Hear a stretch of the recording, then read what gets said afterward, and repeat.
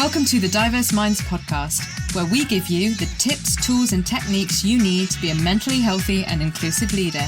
Each week, you'll hear about a variety of topics linked to mental health, well-being, and diversity that will enhance both your professional practice and personal well-being. Welcome to the 244th episode of the award-winning Diverse Minds podcast. This month's series, as you know, has been about decolonisation.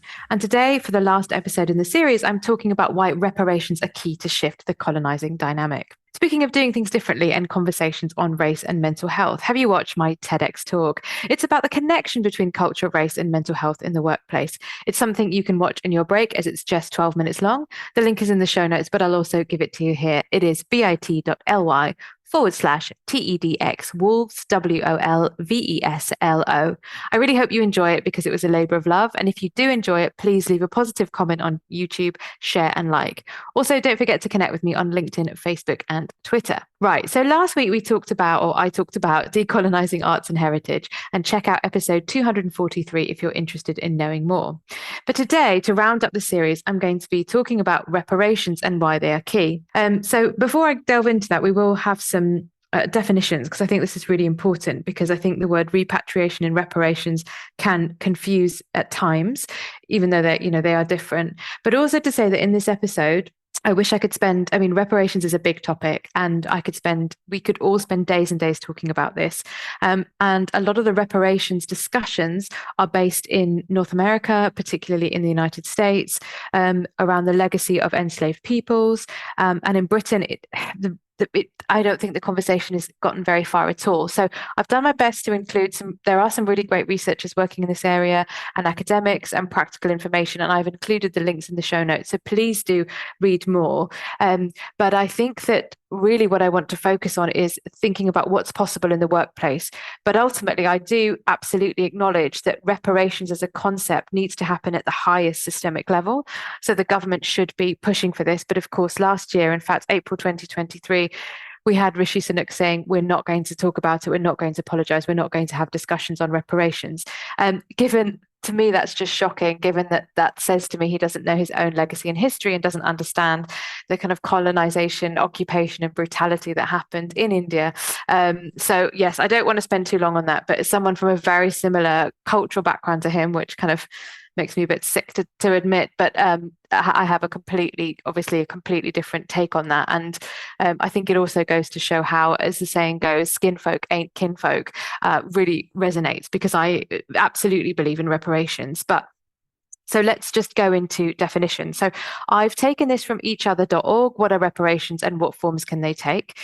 So I think they've also used the UN. So within that, I've also picked up on the UN 5 formal categories of reparations, and I'll give you some other examples, because I think, again, there is a very helpful definitions, but there are, as with all definitions, nuances to this. So in effect, reparations are adequate, effective and prompt reparation is intended to promote justice by redressing gross violations of international human rights law or serious violations of international humanitarian law. Now, that's great, but of course, a lot of this, the brutality that happened, there was an international humanitarian law. So this looks at more current reparations, but I think it's still helpful.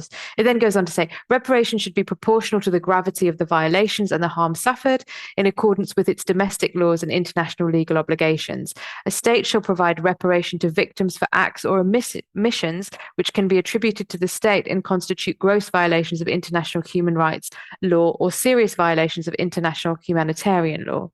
In cases where a person or a legal person or other entity is found liable for reparation to a victim, such party should provide reparation to the victim or compensate the state if the state has already provided reparation to the victim. So that's a helpful starting point, and I think it's very contemporary and modern, but as always with reparations, there's always pushback. There's a lot of pushback around the subject of reparations, but the UN sets out 5 formal categories of reparations. So the first one is restitution. The aim to help restore a victim back to their original situation before the violation of human rights occurred.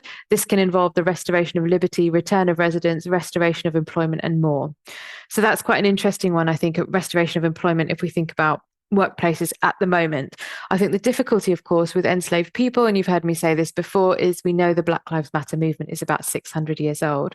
Now, restitution is going to look different depending on that legacy. And absolutely, it can be done.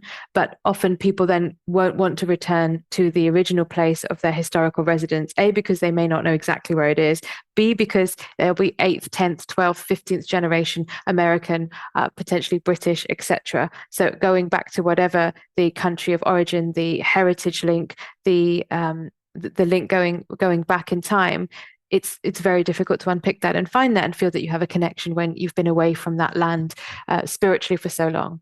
The second one is satisfaction, encompasses methods like truth-seeking, commemoration, judicial and administrative sanctions, and the recovery and reburial of remains, which is another very interesting one.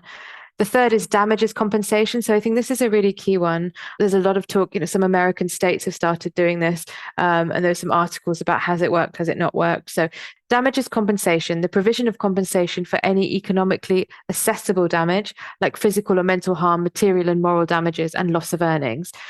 Again, how do you assess? I think it's really important, but how do you assess mental harm over centuries? And also, who is doing the assessing? So we know that often with assessments, even if we think about insurance in the UK, it generally isn't global majority people doing the assessing for fellow global majority colleagues and people who've made insurance claims, as a very sort of basic, simple example, which isn't necessarily linked to reparations. So who is assessing? I think this is another really big question. Number 4, rehabilitation, the provision of medical, psychological, social services and legal assistance. And 5, guarantees of non-repetition, reforms ensuring the prevention of future abuses.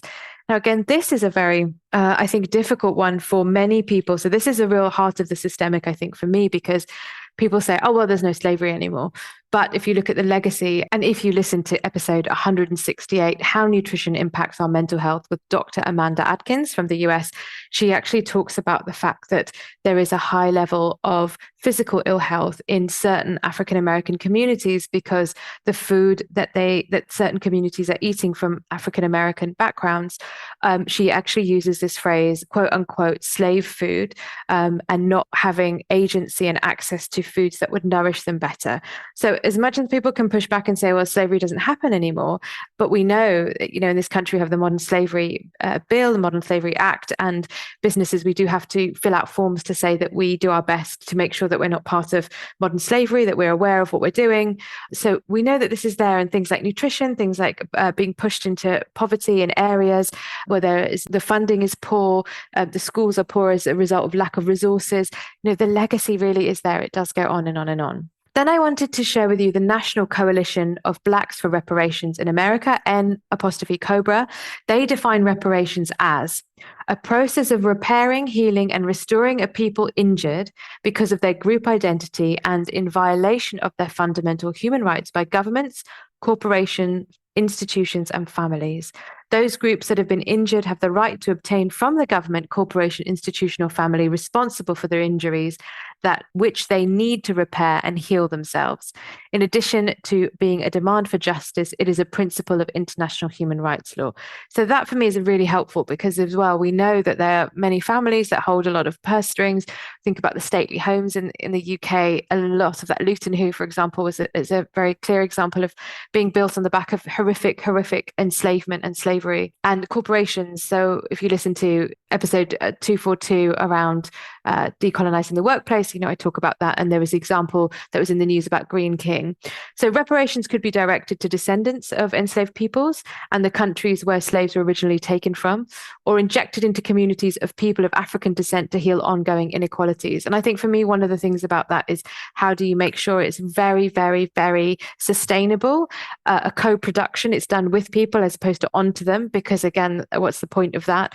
And it's not just a big injection of cash and then, we walked away, we've done what we need to do. The UK paying reparations for slavery is discussed sort of on and off, but we've not introduced anything, particularly for people of African descent living in the UK. And actually, the Windrush compensation scheme has not happened, and it's a slightly different thing. But to me, it kind of belongs to the longer piece of legacy around the way people of African heritage, West African heritage in particular, have been treated and marginalised. And in 2013 and 2014, many Caribbean countries called on the UK and other European countries to pay reparations to their governments, which I think is absolutely right. And then while we're talking about definitions, I just wanted to touch on repatriation. And that is the process by which cultural objects are returned to a nation or state at the request of a government for the original intended peoples to have access to those cultural objects in their rightful place. And of course, the tricky thing about that is borders have changed and things have changed, demarcated by colonialism. So where do those objects go to? I mean, there's very big discussions about certain objects in that area. And restitution is the process by which cultural objects are returned to an individual or a community. So repatriation is that state to state level. Restitution might be an individual or a community. So I really hope you're enjoying the content of this podcast and you want to keep up to date. If so, why not join my newsletter? When you join my mailing list, you receive a free copy of my white paper on inclusive language and mental health. And that link is bit.ly/ILMHCK. Okay, so we've had to think about the definitions and what can be done in the workplace then. What can actually be done? I think, unfortunately, at the moment, we're not going to get a steer from this particular government around reparations, repatriation. They don't want to talk about, we've still got this conversation about the Elgin marbles going, and that isn't even linked to slavery or the slave trade or enslaved people, which it's really uncomfortable. So I think one of the key things as well is to do the points that I mentioned around, in decolonising the workplace, and then the first episode in the series about decolonisation, but also to really seriously think about restorative justice approach. So restorative justice, and this is from the restorative.justice.org.uk. What is restorative justice? The link is in the show notes. I wanted to go to the source really. I'm not trained in restorative justice, but I know people that I know that it's a really powerful practice. I'm really in awe of it. And the framework for restorative justice comes from Maori communities in New Zealand. So it is a global majority framework. So restorative justice brings those harmed by crime or conflict or, this huge injustice, and those responsible for the harm into communication. Now, with this particular topic, there's pushback, isn't there? Because people say, well, I wasn't alive then, I didn't do it. But I think you have to go back and think about who's benefited from the current system and who's harmed by the current system, and the way in which workplaces are set up and the history of that, and who has more agency in certain organizations. Of course, as I mentioned before, if it's a startup by global majority people that's been set up with this in mind, it's going to feel very different. But for most big organizations, there is going to be an element of this. And the idea is it enables everyone affected by a particular incident, and I would say in this case, legacy, to play a part in repairing the harm and finding a positive way forward. And it's part of a wider field called restorative practice. So restorative practice can be used anywhere to prevent conflict, build relationships, and repair harm by enabling people to communicate effectively and positively. Of course, the person doing it, you have to have a restorative justice practitioner. They are very highly trained, and obviously someone who has an experience in this area, I think, is very useful. And restorative justice, you might know it being used in schools. Maybe if you've got your parent, carer, guardian, a responsible adult for someone, this might be happening in the young person's school, children's services, workplace, hospitals, communities, and the criminal justice system. So it's been found to be really effective, actually, in certain cases, particularly, I think, around car crime or robberies. Restorative practice, it's really about a proactive approach to preventing harm and conflict, and activities that repair harm where conflicts have already arisen. And my understanding of it as well is that it's not about shaming people. So I think within the Maori framework, it is about letting people be accepted and come back into the community once they've understood the impact that they've had. So I think that actually once you do your research and you find out, what's the colonial history for my organization, or what was the money behind this building, or whatever it is that you're doing, is to think about restorative practice. And I think the positive thing about restorative practice is it moves away from guilt, and it moves on to, okay, what can be done? And actually we do have to accept the harm and the impact it's had on the people that were harmed, and the way forward. And I think linking that for me to, climate crisis, injustice, what's happening, and accepting responsibility, and how we, in the UK and the global north, our actions and the things that we're doing are having huge negative impacts on the people that have not created the pumping fossil fuels into the air and, unlocking carbon from peat bogs, etc. So I think that's really important. I also think that there's a huge role in lobbying. And, for many workplaces, it's too political, but, many workplaces are very happy to have PR lobbies on things like, obviously the smoking lobby, and that might be different, or lobbying on certain policies for business, etc. So why are we not contributing to the discussion and around Windrush, for example, and saying, we want to see a Windrush compensation scheme. We have many staff members who identify as being connected to the Windrush generation. We, as a workplace, are doing, the following. So that could be a form of reparations, financial reparations, to think about how you'd like to support people. Is it through legal advice? Is it through a particular, giving people time off to then go to the legal advice and file the appeals process or start the process? I don't even know what's happening, but that, because of course that contributes and exacerbates injustice. So that could be a thing to say, this is what we're doing, government, what are you doing? And you talk about getting everyone and keeping everyone in work. Well, if that's what you want to do, then you need to take this seriously.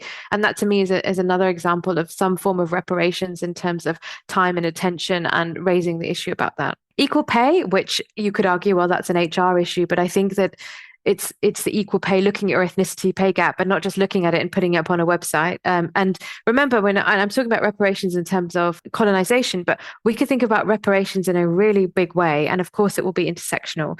So equal pay, we look at women, and then we can add on ethnicity, and then we can add on disability. And there's a sort of triple lock on the pay gap. So equal pay now, and people have the stats, and backdating it for employees that were underpaid and making it happen.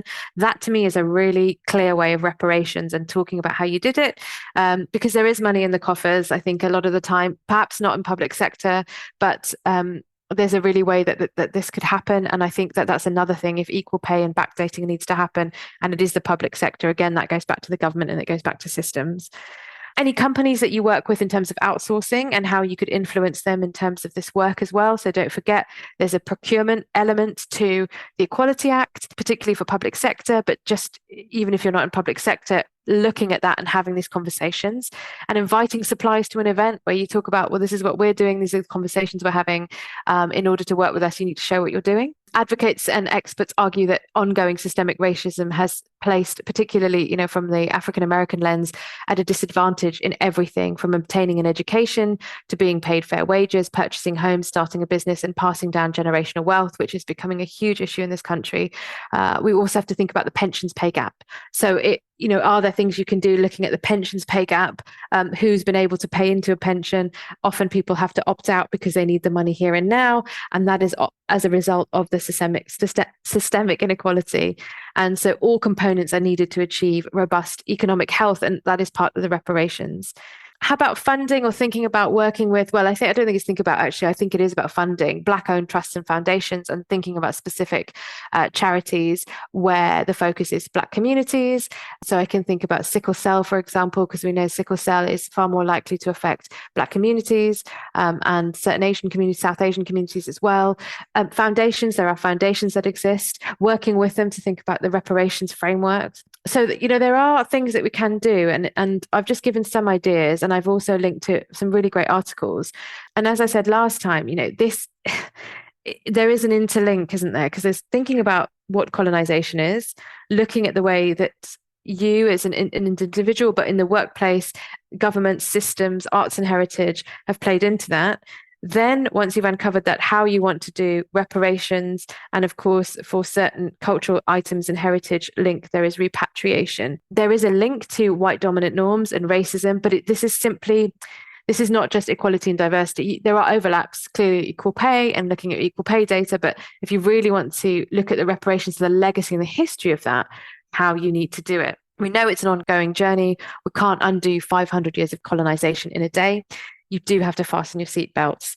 And if there's a subject you'd like to know more about, don't forget that I run workshops, training sessions, and keynotes for organization all about anti-racism and specific aspects. So do get in touch if you want to find out more. It's Layla, Leyla, at Diverse Minds, Diverse Minds, Minds, all one word.co.uk. And I really hope you've enjoyed the show in this series. So if so, please write me a review on Apple, Spotify, or wherever you access your podcast from. And you can always drop me an email. I'd love to hear from you. And those references were eachother.org, What Are Reparations? Defining Reparations, a really great PDF that goes into very helpful examples. The Guardian news article from March 2023, More Than Money, The Logic of Slavery, Reparations, really excellent, and restorativejustice.org, What is Restorative Justice? So thank you so much, and don't forget to join me next month where we're going to be focusing on mental health and wellbeing in the workplace, because of course it's Mental Health Awareness Week, but I'll be kicking off talking about what is psychological safety in the workplace. And until then, everyone, take care, and I hope you will join me in the next episode. Bye for now. Thanks for listening to the Diverse Minds podcast. Don't forget to subscribe on Apple Podcasts, Spotify, or wherever you access your podcasts from. You can also connect with me on Facebook, Twitter, and LinkedIn. Tune into next week's episode of the podcast, where I'll bring you more insights on mental health and inclusion. Bye for now.